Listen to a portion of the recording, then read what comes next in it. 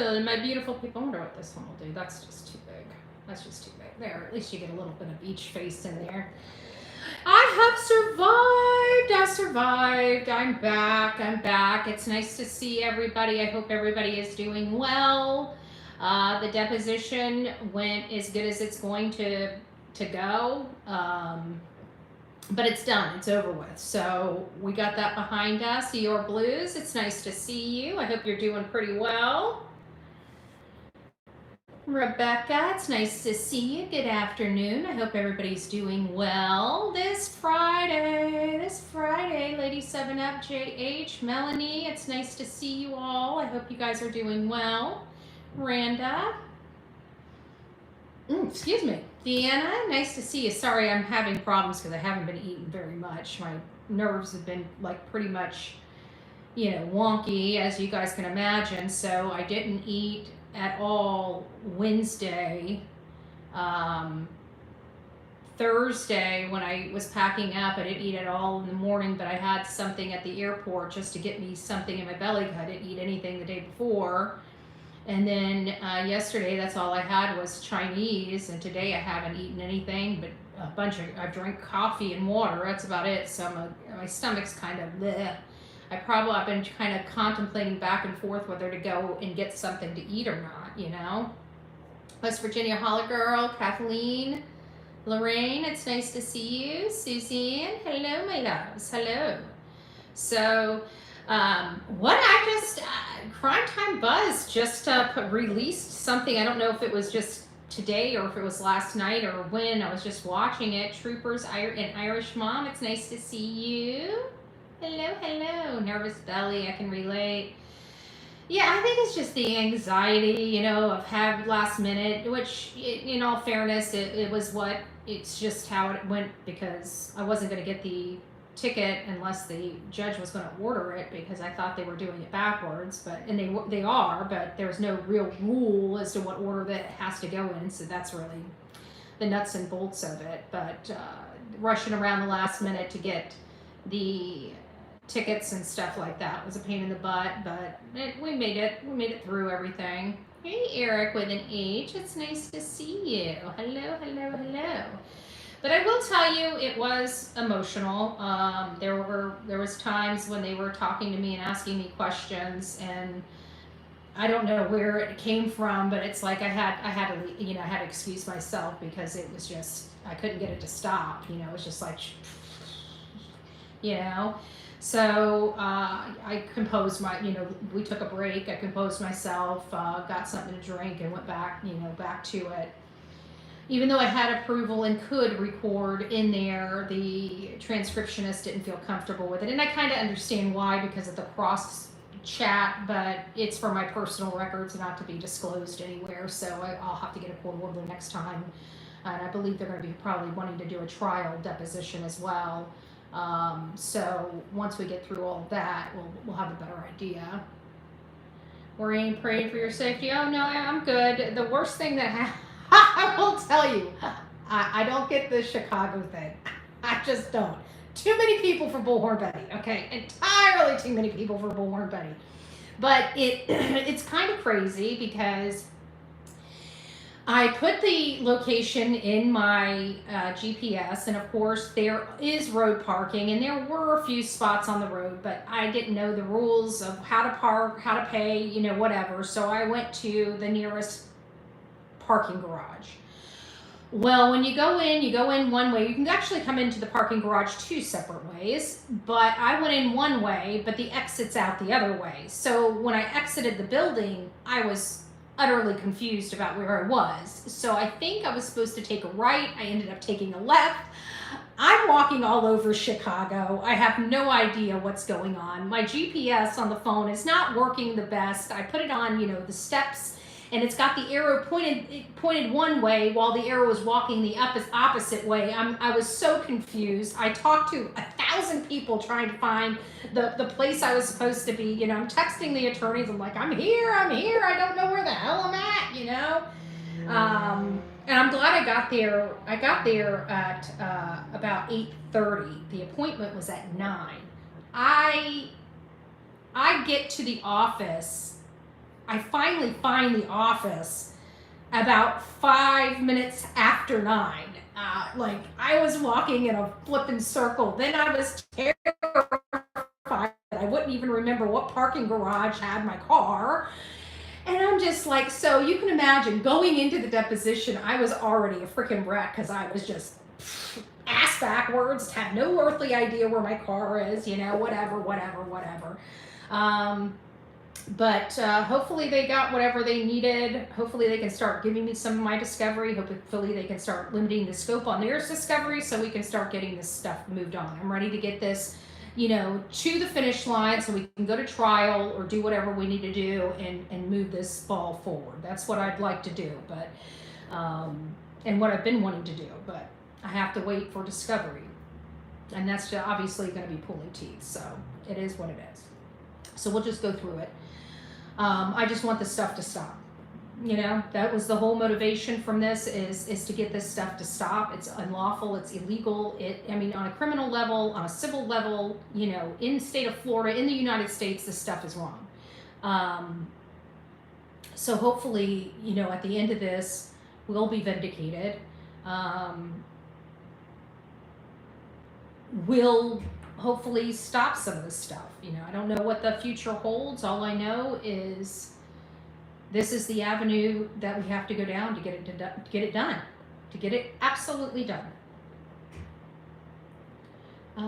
Where is Barry Gibb in the picture? I don't have Barry in this one.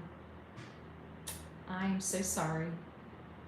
Do not have Barry. I actually pulled this off of like X or something like that. I thought it was a great, beautiful picture. And it said we lost, it was from Erin Brockovich. She's the one that dropped it, and she wrote that that we lost 3 good ones this week. And you know, we could all agree that that's the you know, the case. We've watched all these 3 people here at least since I was a child. All 3 of these people have been a staple in my upbringing, literally my entire life. Deanna says Barry didn't pass. The heat is oppressive outside. You know what? I was actually surprised because this is so much further north. And I was kind of expecting maybe a little cooler weather than Florida. And when I left Florida, 90 degrees and raining. And did I tell you they shut their airports down here when it rains? I have never, like, I'm from Florida. If we were to shut our airports down every time we had thunder, lightning, and rain, our airports would not exist in Florida. Like, I'm just, you know, it was just weird for me. I've never seen an airport, like,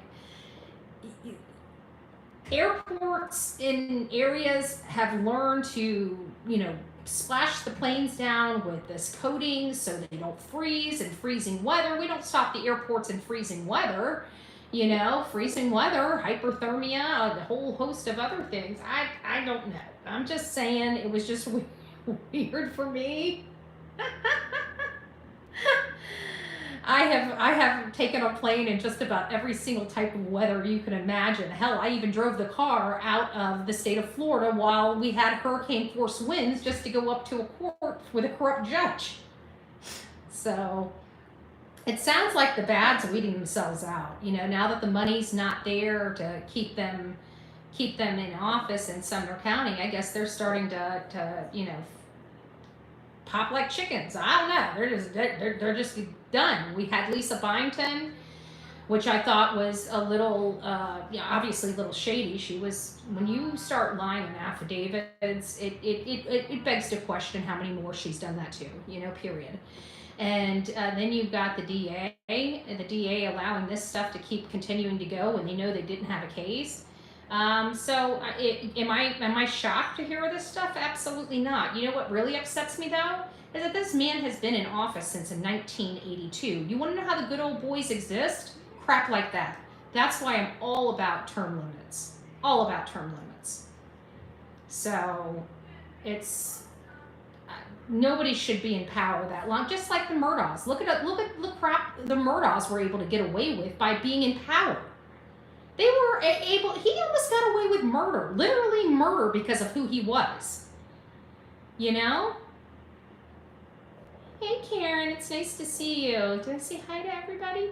Panda Bear's mom, Drippy Thopsicles, it's nice to see you. Same in Nova Scotia, rains a lot here. Sometimes goes months without seeing sun. Wow. The good news is we don't go months without it, but we'll have like a solid month of rain. But in that month, we have several days throughout the month that, you know, you can go out. It's not all rain, but when we have rainy season, it's rainy season, and people that aren't used to it, they don't like it. But we learn to just live with it, you know. It's our way of life. Hey Sharon, it's nice to see you. Hey Poppy Love, good to see you too. Needing 16 more subscribers. 16 more. Where are we? Are you talking about me? I like rain. I used to like rain. I don't, I could care less for the honestly the thunder and lightning.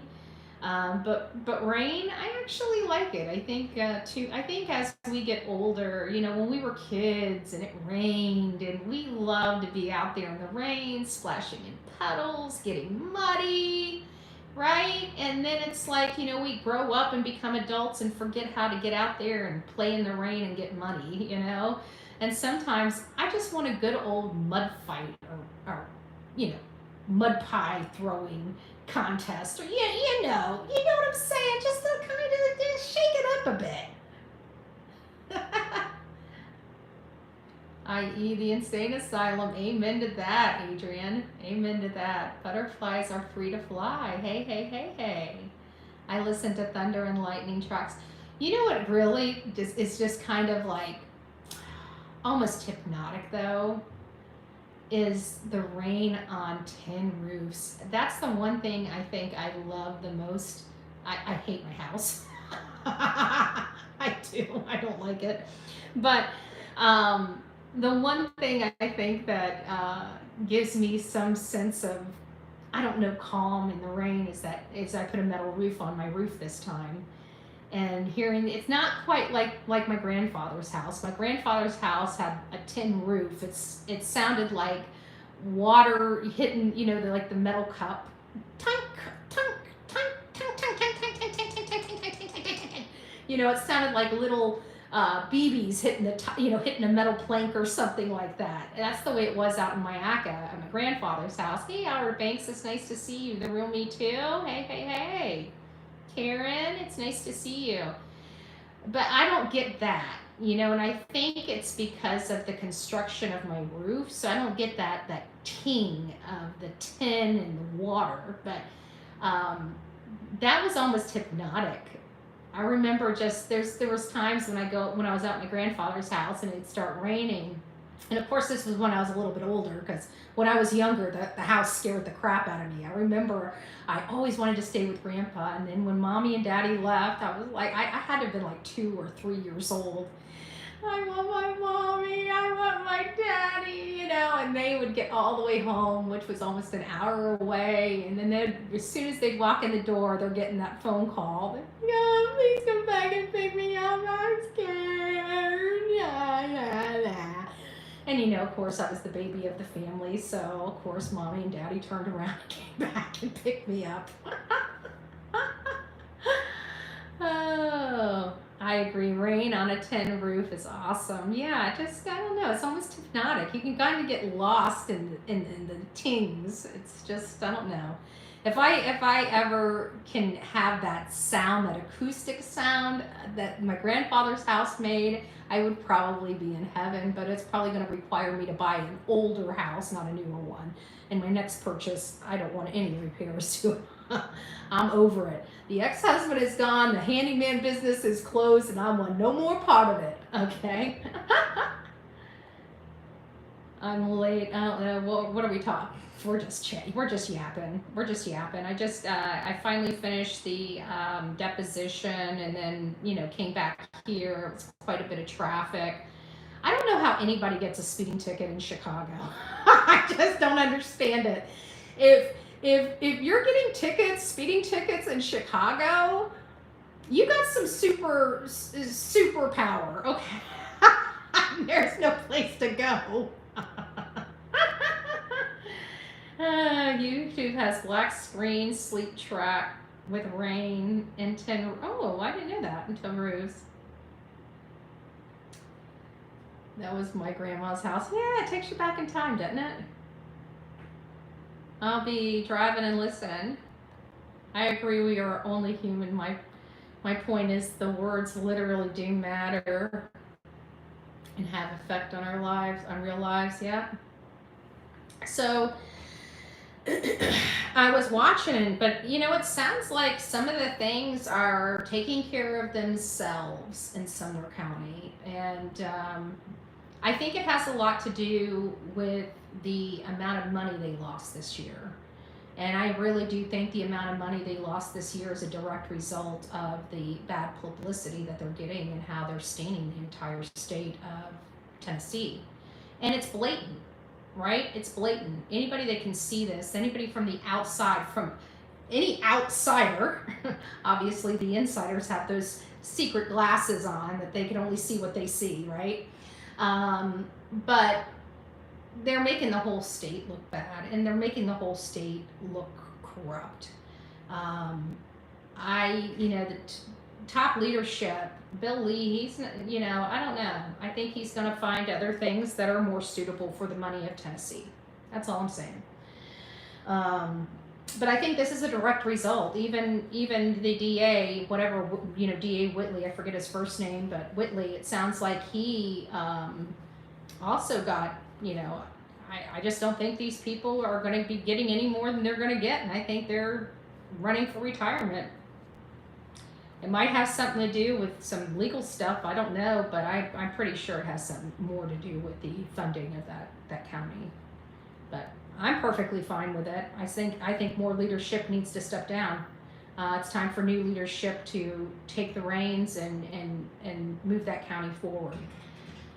Just my personal opinion. I was surprised back when she did. I just think those girls deserve an apology from the world. They do. I mean, we've had some things on that say on here, but we've never really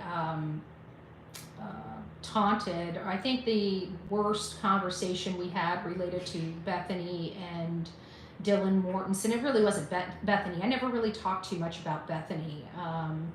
But Dylan, I think the only rough thing that we had was the not knowing why it took so many hours for them to call. And I think the one that was a little rough, where I was a little rough on Dylan Mortensen, was the one that I think it was labeled like, could she have saved him or something like that. And I even in that live, I remember saying, based on what I'm understanding the injuries were, even if she did call, I don't think that they would have made it. But the question was being asked, and it was being asked all over social media. And of course, we ran the story here and, pried into what our audience felt. I didn't want to harp too much on Dylan, but I was still, we still raised the issue about what she heard, what she saw, what were the reasons for this, what were the reasons for that. I think what confused us the most at the beginning was the unconscious person. But I think after the latest Idaho documentary that dropped, where Hunter and Emily were on there and they were talking about, because it sounds like Hunter's the one. It doesn't sound like any of the girls saw the scene, but it sounds like Hunter did see the scene, and it sounds like Hunter did everything right in that situation. He, from what I heard, he was white as a ghost when he got out there. He made everybody immediately leave the home. They called law enforcement. He's the one that told them to tell them that it's an unconscious person, and he did that for a purpose. And I think I'm getting goosebumps going, talking about it. And I think one of the reasons why he did that is he knew this was going in those split seconds, which tells me he thinks on his toes, which is a good trait to have.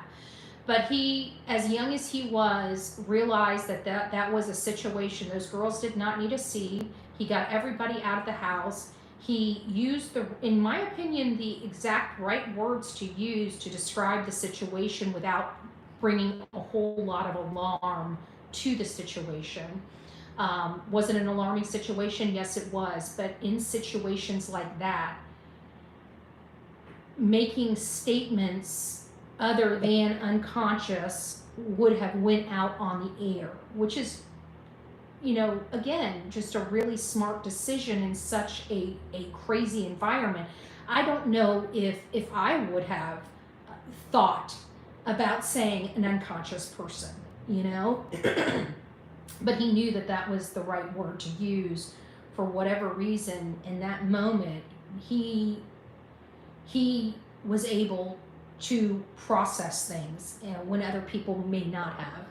So I thought that was an interesting little tidbit of information. I also think another tidbit of information that's also equally interesting.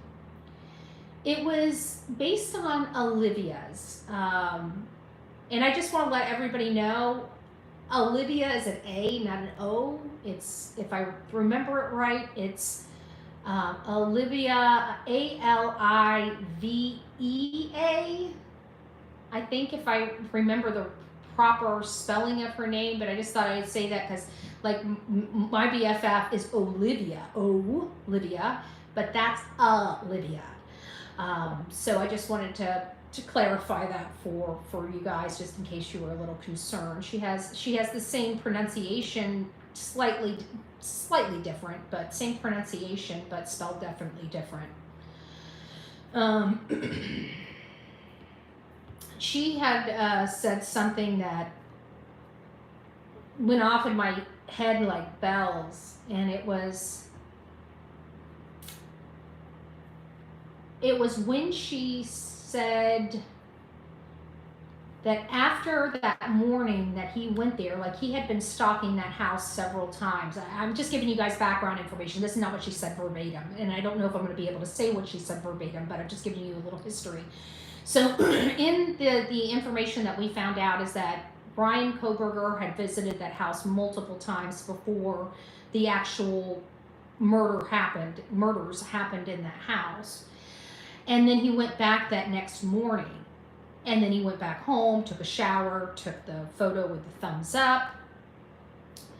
But she said something. After that, he never went back to Moscow again. I thought that was interesting, because somebody that's in a religious pattern of doing something, like he was stargazing and driving the car at night, right? And they were saying it's because he doesn't sleep well, he was stargazing, whatever the case may be. He never went back to Moscow outside of that morning. Yet he had been to Moscow a lot of times. Sonia said he stabbed Xana over 50 times. It's just sad. It's sad. It's horrific what those kids went through. Just think about it. You went from having a great night, everybody was out doing things that weekend, laughs, fun, and like Xana and Ethan wanted to go home to probably spend some quality time. They were probably a little, intoxicated, wanted to get some, food in their belly. And it went from a great night to something out of a horror movie in a split second. And I want to remind everybody that this all took place in matters of minutes. 4 people deceased in matters of minutes. About 9 minutes. Everybody other than the 2 surviving roommates were deceased. So when people ask you, do you think somebody can do something in 1, 2, 3 minutes? The answer is yes. Yeah, she had a defensive wounds. It was sad. I heard that her hands were pretty bad.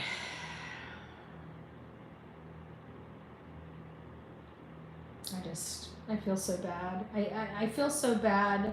But you know what? Olivia, in my opinion, rocked it out. I I believe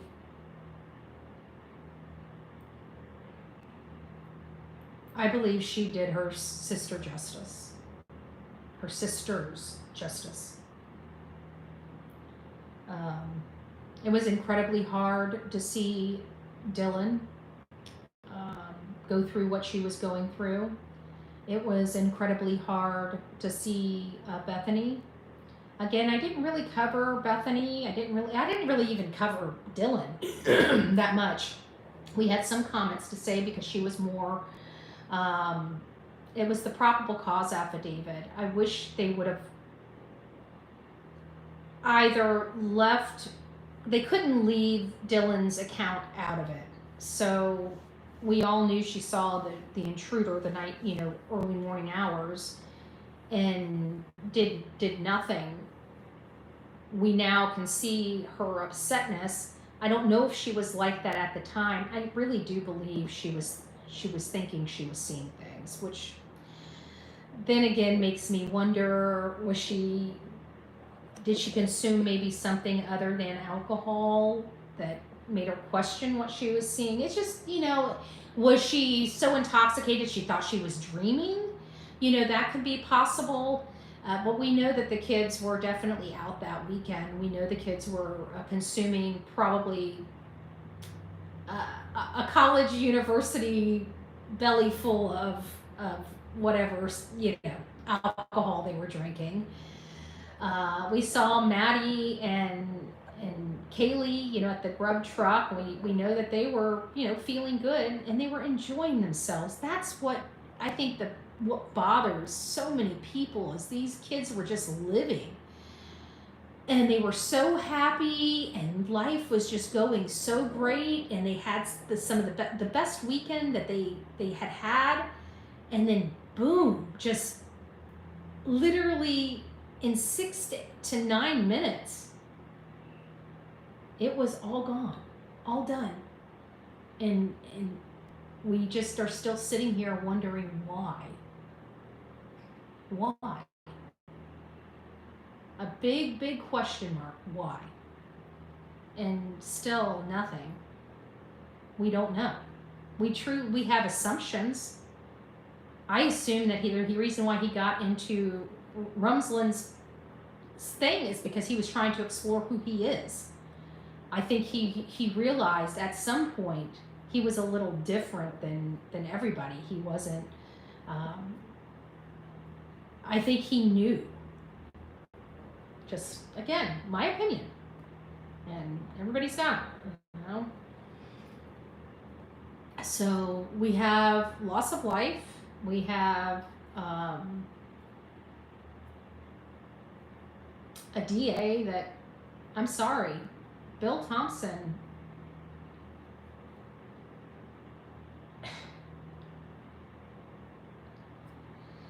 I think the old, this is where I'm kind of in the middle of the road, because our older legal professionals are seasoned, but sometimes I think they're too much inside of a box. And I just think that this, at some point, they're just a little too old to be prosecutors. As horrible as that sounds, I know some of you people are going to be like, what are you talking about, Betty? If you were there, you would be saying, probably not, in all honesty. But at the end of the day, he was such a wussy. He had no backbone. He had no balls. Ian C. Taylor was a freaking pit bull, and he was a stuffed animal. I'm sorry. That's the way I look at it. I keep going back and forth on the plea agreement. Hearing Olivia say she and her family felt a huge weight lifted gave me some peace with it. Well, because I me and another friend were talking about this, and I knew that and I think I've even vocalized it publicly. I know the family was really upset that they took the plea deal. And in all fairness, I said that I thought it was, it really was for the best. There was young kids. You guys seen Dylan. Can you imagine her being being on that stand. She'd probably be vomiting. I mean, and the other kids having to go through it, as hard and tough as it is, but you know what? Bill could have made him allocute, made him say what he did, made him say where he put stuff. They could have done that. And if he was unwilling to do it, they could have just said, well, then we're moving forward with the DP trial, and forced their hand if they really wanted this to go away and save his life. But again, it comes to having some brass ones, and it just seems like his were cotton balls. Sorry. It would have been years and years of appeals, but he can still utilize the appeal system. He can still utilize it. It didn't really do anything, but it may be a violation of the plea deal. So if he does appeal it, they might be able to re-sentence him. But would his re-sentence be? I mean, he's at the max sentence. So even if he did appeal it, there's no place to go. It's not like they can all of a sudden order DP on him. He's now saved his life. So it gives him carte blanche rights to challenge that plea agreement, and they know it. And there's nothing that's going to be done about it, because even if he has to go for resentencing, he was resentenced at the highest level. I don't see that changing. So I guess we'll see. Just a matter of time. We'll see. Hey, Rev. It's nice to see you. It would have been years. Yeah, Karen, Freed, I love your name. I agree, he should have been forced to speak for him, not have it. Yeah, because they were trying to save his life. They were willing to save his life, but here's the requirements to do that. Bill could have been strong in that point. And if he would have just communicated with the majority of the victims, he would have probably seen that being the best possible outcome.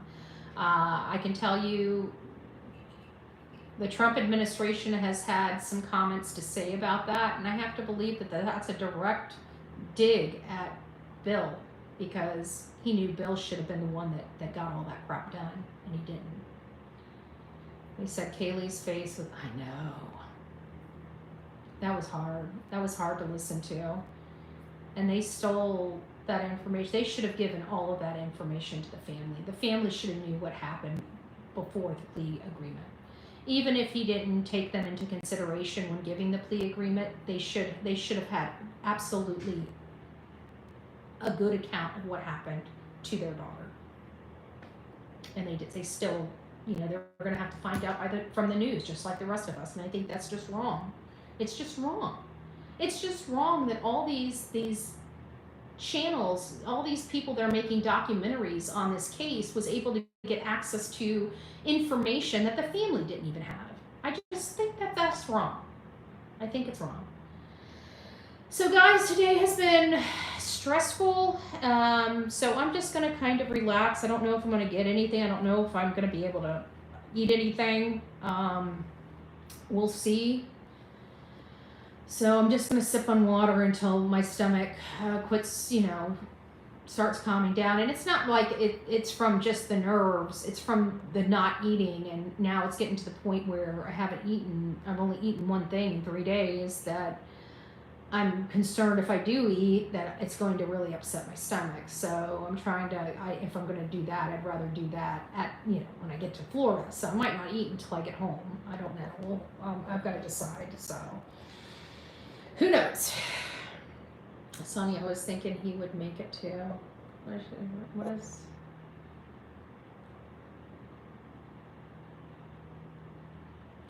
He won't make it long in prison. You know what? One of the people said he's got an aggressive side to him, obviously. I mean, he was able to murder 4 people. The other thing, remember how I told you guys that I thought he came into the window? I think he tried to get into the window first, because I didn't know, after the fact, I thought, okay, well, since we know he came in through the sliding glass door, we know that he must not have gone through that window. But we found out that window was part of a report that Brian Inton read, and it sounds like there was smudged fingerprints. Somebody had ripped that off, and they believe it was ripped off within that time frame. So he may have tried to actually go through the window before he checked the sliding glass door. Not tonight. Not tonight, because I'm limited on internet. I haven't been able to get the internet working here. I'm running on my 5G just from the room. I'm running out of battery power, which I don't know what I can do with it. I've already packed up my bag. I got my bag packed. I have to pack this bag a special way, otherwise it won't fit in that little box that they have, you know, to make sure that your one personal item is 18 by 14 by 8, you know, and they make you shove it in this thing. So with my bag, things kind of spread out because it's not a hard case, and so I gotta push it all together to shove it in that box so they can see it fits. And so if I don't have this packed just right, then it might get too fat and I have to pull everything out and readjust it to fit in the flipping box right in front of everybody, which I don't want to do. So I've already packed the bag, I put my purse in it, I squished it and smushed it and made sure that everything's going to fit in that little box that I got to shove it into. It does, it will, and we'll be just fine. So I'm just very thankful, even though I couldn't use my equipment, they wouldn't let me use my other phone or set up to record or anything like that.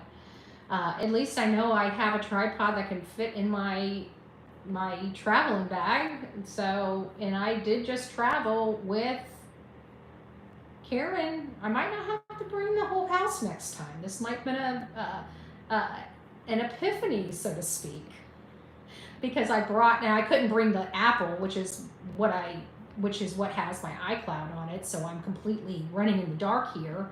But my little Windows program, my Windows computer, it was light enough. It fit right in the bag, you know, up and down. So when I squish, it doesn't, you know, it squishes, everything squishes around the computer.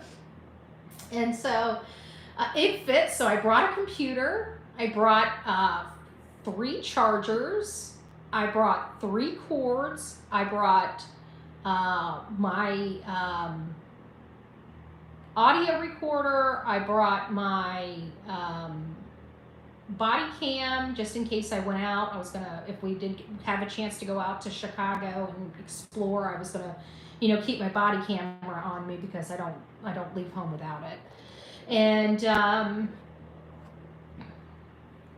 I think I pretty much got everything fitted into a personal bag, and I was able to use this bag for my personal item, and it has 3 sets of clothes in it, including an extra pair of shoes. My two tripods, a large tripod and a smaller tripod, both handheld tripods. I brought this phone and the Samsung phone, my microphones, my camera, my body cam, my audio. I even, as you guys can see, even brought my makeup and my purse. I think I did pretty darn good. Karen would be impressed because she's used to me having about 5 to 10 bags with me, with all different types of equipment. The only thing I didn't get to bring, and probably wouldn't be able to, is my cameras. You know, those cameras are so heavy and so gaudy. The only way I'd be able to do that is if I just bought clothes there and used the bag just to transport my equipment. That's the only way I think I'd be able to get my cameras. Or actually, no, that's not true. I'd be able to get my cameras in there if I forego my purse. I think if I forego my purse, I could actually get at least 1 or 2 cameras in my overnight bag.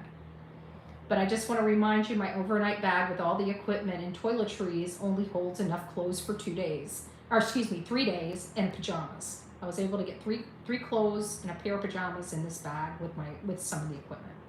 I think I did good. She's very impressed.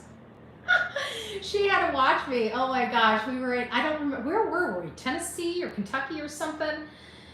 And me and the real me too, this is when I brought Delilah up there, so she just absolutely loves Delilah. Loves, loves, loves, loves, loves. Look at that. I bruise so easy. Look at that. I got a bruise on my wrist from my bag. You guys see that? You guys see that? I got a bruise on my wrist from my bag. That's how heavy my bag is. It's beating me up. But it didn't really hurt. It's just really red, though. Where was I getting at? Yeah, and I have the whole, everything. 2 cameras, 3 or 4 tripods, my clothes, you can't leave any of the equipment there. I have the Apple computer, which is heavy. The Apple computer's heavy. That's why I like this little computer. It doesn't do the trick, but it does. I can go live on it, when I'm on the road without taking so much space. But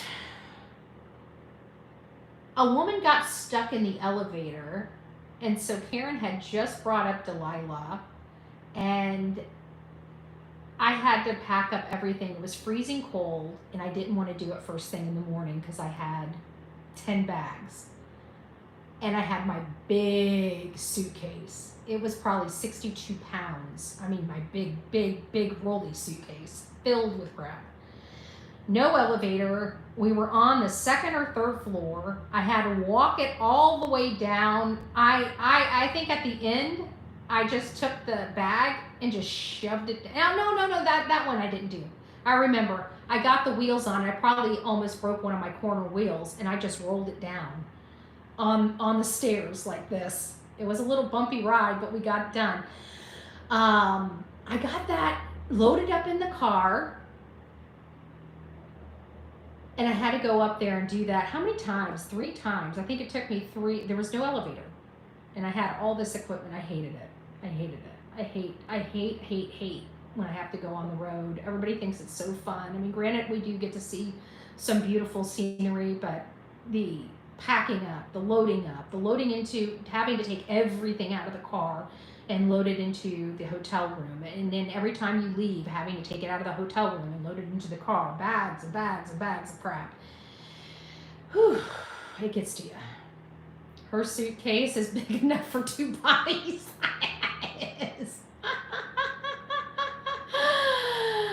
It's a big suitcase. It's a big suitcase. And I don't know how the hell I picked that up, man. I tell you what, I got some upper body strength. I just miss getting stuck in the elevator with Delilah. The only thing that saved me was someone was petting Delilah, and I said, I'll catch the next one. I still can't believe that. And poor Delilah, I'm like, when I went down there, and the firemen were just there, and they're talking to the lady, Well, earlier that day, I will be honest with you, I was going down with, and they were, a healthy 3 of them. They were older, but they were healthy. And so I was in there with him. It wasn't like the whole place was, like the whole elevator was taken up or anything, but we heard when we were going down on one of them, we heard this pop, like this metal tink. And I honestly believe I was in the elevator when the pulley was unraveling. Because I remember specifically, we all looked at each other and were like, that's not good. I'm like, nope. But the elevator kept working. So I think that's when it started fraying, and by that evening, it was done. It had up and down with all the people. By that evening, it had popped its last little pop, and that was it. The lady that came down with me got stuck. Yeah, she did. And she was in there, and I was walking by. I needed a fork. I was so hungry. Remember that? I needed a fork. I needed to eat my food. And I went down there to get a fork, and they were there, and they're like, do you mind if we damage the elevator? You know me, I just popped in there. I just like, I'm just passing through, but I'm telling you, if my ass was in there, I really don't care what you do to that elevator to get me out. Just saying, have a great day. Thank you for your service. Walking. But that's the truth. If Karen had gotten stuck in that elevator with Delilah, they wouldn't have needed to call the ambulance or the fire truck. I would have had her out of there in a heartbeat. I would have ripped I wouldn't have any nails. I would have ripped that freaking elevator open. I don't know what I'd do. I'd either be shimmying up or shimmying down. But yeah, don't be messing with my baby. And he said, if you got stuck in there with Delilah, I would have busted you out 3 times now for black screen. I don't know. Maybe you're not the only one that's Lisa. I think it's your phone. I think you know what it might. If you're on your phone, you know what it might be. You might have some data issues. Sometimes your phone will start getting funky if like you have too many videos or screenshots. You might want to check your if you've already restarted it, and I think you have several times because we've been having this I think you've been saying that for a few days now. I think if you are on your phone or the computer, it might be data related. So you might have to download some of your photos and videos off your phone and delete them out of your phone to free up that space. That might be where that's coming from. Just a suggestion. I don't know if that's the case, but I know when mine starts getting really gunky, I start transferring stuff out of iCloud to free up some stuff. I mean, this phone hasn't downloaded it. I've been trying to figure out why. I keep trying to download it, won't download. So I have to constantly be moving stuff over. Miss Lee, Mama 3, is she up in the house? It looks like. Hey, love. I hope you're doing well. It's every time a commercial starts, it goes black. Huh. I wonder why that is. Maybe it's a glitch in YouTube? I would be terrified if I was stuck on an elevator. I'm scared of them anyways. Oh, I bet you the lady that was stuck in that elevator is probably going to be, I don't know, she's going to have to overcome some fears at this point from where I'm sitting. You know? I don't know. It'd be hard to get back in an elevator after that. I mean, you kind of step in. But you know what? I think it's a once in a lifetime, experience. Like, how many people actually get stuck in an elevator? Not too many. I don't know if it'd go on my bucket list or anything, but I mean, it's a rare event. If I was her, I would have went out and got a lottery ticket. I hit the 3 dots, blocked the ads that were doing that. It seemed to be the same ones. Oh, interesting. Rah says hit the 3 dots and block the ads. So it seems like there's some specific ads doing it. I'm sorry, guys. There's not a whole lot I can do about that. But anyways, guys, it was nice catching up. I'm glad you guys helped me unwind from a stressful day. And I'm just kind of glad that this aspect of this is behind me. And we're going to keep moving forward.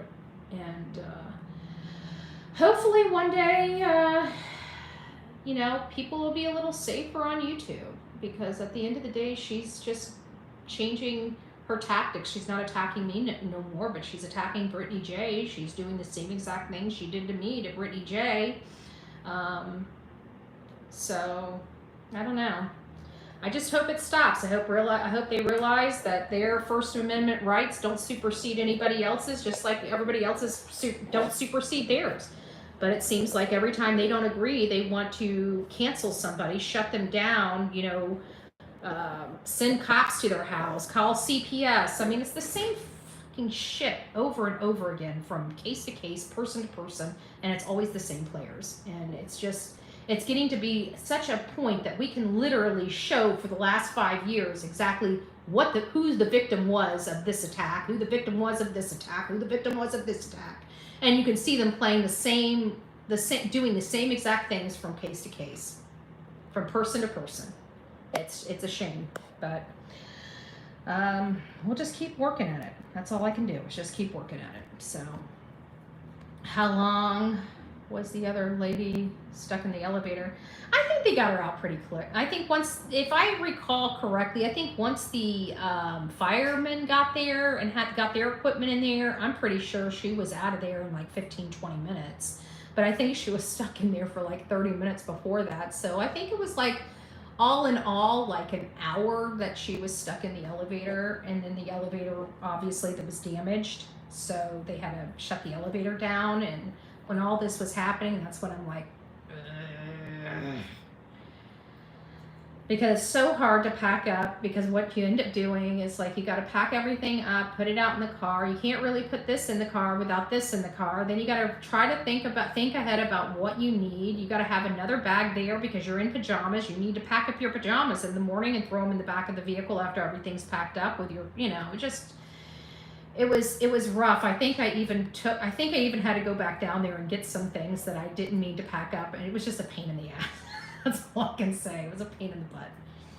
An hour, I couldn't. Yeah, I think it was, because I think she was in there 20 or 30 minutes before the firemen got there. But once they got there, they got her out fairly quickly, 10, 15 minutes. Betty told me to throw my suitcase down the stairs. That's where it came from. I was like, wait, did I throw my suitcase? That's what I was thinking of. Like, wait a minute. No, I didn't throw my suitcase down that time. I rolled it down. But yeah, you're right. That's where it came from. I told you to do that. So I'm like, wait a minute. I didn't throw my case down. I thought I was about to tell you I kicked it down. I'm like, wait a minute. No, I didn't. But I told you to. Yeah, because you got the bum knee. So.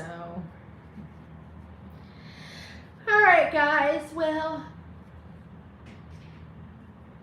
I gotta get up really, really, really early in the morning, like at 5:30, and get out of here and get the car turned back in, and then take the shuttle over to the Chicago, get completely, utterly lost in Chicago before I can find out where I'm supposed to be. And then I'll probably have to get some coffee, the whole gamut. And then once I'm there, I should be back here. I should be back in Florida before noon. Tomorrow, if everything goes well. So I will be here for the 8 p.m. show tomorrow night. We got some special guests. I've still got to do the itinerary, but I think I'll probably just do an email and let them know kind of the flow. I can't believe I forgot. Everything's just kind of went to this week. So we'll get everything back on track, and I don't know if I'll be back live tonight. I'm probably going to lay down and just unwind, and if I fall asleep, I fall asleep. If I don't, I don't. But when I wake up, I'm probably going to have a second wind. If that does happen, I'll turn the phone on, and we'll do a more formal live. I'll get some, do some research, get some information, see what's new out there and going on. If you guys have any cases or anything, I know we got Devlin, and we might just break off a show and just designate it to Devlin to get everybody up to snuff on the Devlin case. If you guys are following Devlin Tate, start sending me some information to bullhornbetty@gmail.com. I just want to see, what happened. This is what I'm looking for. I'm looking for all of those initial, don't just send me anything. I'm looking for all the initial details about what was stated at the very beginning of this case from the family members of Devlin Tate. I'm not saying that anybody in Devlin Tate's case, any family member, are involved at all. It's just something that it's the first place I go in every case.